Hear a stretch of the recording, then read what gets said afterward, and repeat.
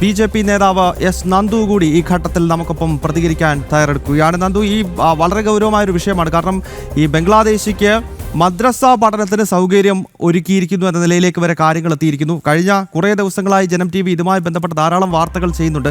അതിൽ പത്തനംതിട്ടയിൽ ബംഗ്ലാദേശി ഭീകരൻ പിടികൂടിയ സംഭവം, കൊല്ലത്ത് നിന്നും ധാരാളം ബംഗ്ലാദേശികൾ ഇവിടുന്ന് വ്യാജ ആധാർ കാർഡ് ഉണ്ടാക്കി ബംഗാളിലും മറ്റും പോയി അവിടെ തെരഞ്ഞെടുപ്പ് പട്ടികയ്ക്കകത്ത് കയറിക്കൂടുന്ന സംഭവങ്ങൾ. ഇത് കൂടാതെയാണ് ഇപ്പോൾ ഈ മദ്രസ പഠനത്തിന് ബംഗ്ലാദേശികൾ എന്ന വാർത്ത കൂടി പുറത്തു വരുന്നത്. അങ്ങ് എങ്ങനെ പ്രതികരിക്കും?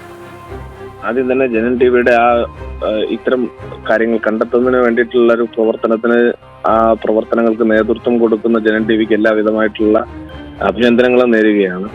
അതിനോടൊപ്പം തന്നെ രാജ്യസുരക്ഷയ്ക്ക് വേണ്ടിയിട്ടുള്ള ഒരു വലിയ പ്രവർത്തനം, വലിയൊരു ശ്രദ്ധ, ആ ശ്രദ്ധയാണ് ഇപ്പോൾ നിങ്ങൾ നൽകിക്കൊണ്ടിരിക്കുന്നതെന്നാണ് ഒരു സാധാ പൊതുപ്രവർത്തകൻ എന്നുള്ള നിലയിൽ നിങ്ങളോട് പറയാനുള്ളത്.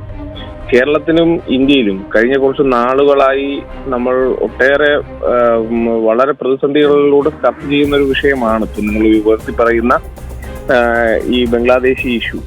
നമ്മൾ വളരെ കാലമായി ഇത്തരം അനധികൃതമായി രാജ്യത്തേക്ക് കടന്നുകൂടിയവർ ഈ രാജ്യത്ത് നിന്ന് പുറത്തു പോകേണ്ടവരാണെന്നും അവരെ കൃത്യമായി ഈ രാജ്യത്ത് നിന്ന് പുറത്താക്കണം എന്നുള്ള നിലയിലും ഒട്ടേറെ നിയമനിർമ്മാണങ്ങൾ കൊണ്ടുവരുമ്പോഴും കേവലമായ രാഷ്ട്രീയത്തിന്റെയും അതുപോലെ തന്നെ ചില പ്രത്യേക മതവിഭാഗങ്ങളെ അവരെ പ്രീണിപ്പിക്കാനും വേണ്ടിയിട്ട് കേരളത്തിലെ സർക്കാരും സംവിധാനങ്ങളും ഒരു മൗനം തുടർന്നതിന്റെ ഭാഗമായിട്ടാണ് ഇത്തരം സംഭവങ്ങൾ നമുക്ക് ഉണ്ടായിക്കൊണ്ടിരിക്കുന്നത്, നിരന്തരം എന്നോണം ഉണ്ടായിക്കൊണ്ടിരിക്കുന്നത്.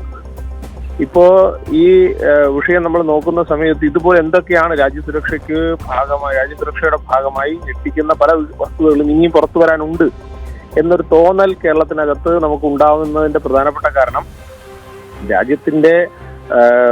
രാജ്യത്തിന്റെ ഒരു പൊതുവായ സുരക്ഷയെ മുൻനിർത്തിക്കൊണ്ടുള്ള പല നിയമങ്ങളെയും കേരളം തള്ളിക്കളയുന്നതിന്റെ കൂടി ഭാഗമായിട്ടാണ് ഇത്തരം ആളുകൾക്ക് അഭയസ്ഥാനമായി കേരളം മാറുന്നത്. അപ്പൊ ഇതൊരു പൊളിറ്റിക്കലി നമ്മൾ നോക്കേണ്ട ഒരു വിഷയമല്ല, രാജ്യസുരക്ഷയുമായി ബന്ധപ്പെട്ടിട്ടുള്ള വിഷയമാണ്, ദേശസുരക്ഷയുമായി ബന്ധപ്പെട്ടിട്ടുള്ള വിഷയമാണ്.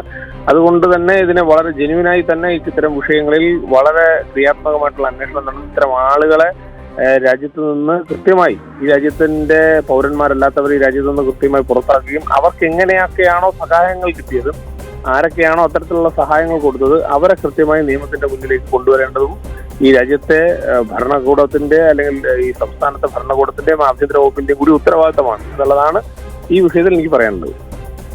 ഓക്കെ, വളരെ നന്ദി ശ്രീ നന്ദു ഈ ഘട്ടത്തിൽ പ്രതികരിച്ചതിന്.